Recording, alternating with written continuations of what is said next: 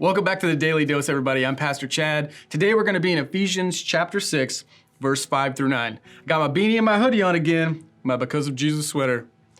But here's the question. Do you have Jesus written on your hearts today?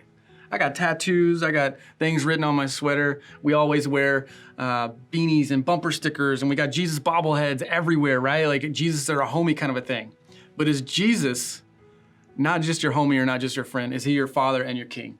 Primarily the king of your heart. So we're gonna dive in here today. I just thought that was a great way to introduce this. So verse 5, Ephesians chapter 6, verse 5. Slaves, obey your earthly masters with respect and fear and with sincerity of heart, just as you would obey Christ. Obey them not only to win their favor when their eye is on you, but as slaves of Christ, doing the will of God from your heart. Serve wholeheartedly as if you were serving the Lord, not people. Because you know that the Lord will reward each one for whatever good that they do, whether they are slave or free.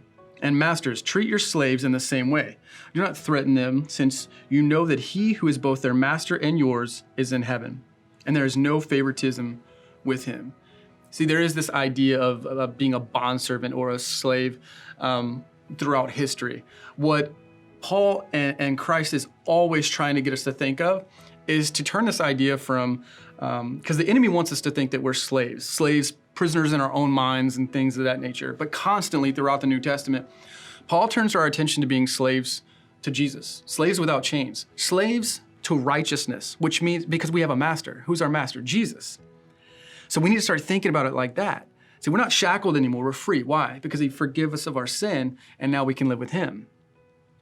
The idea back in the Greek culture was that manual labor was looked at as bad. If you had to work to get what you wanted, then you weren't successful. The whole idea was to get to the point where you didn't have to work at all. But then the gospel comes around, the kingdom of God comes around and says, look, no.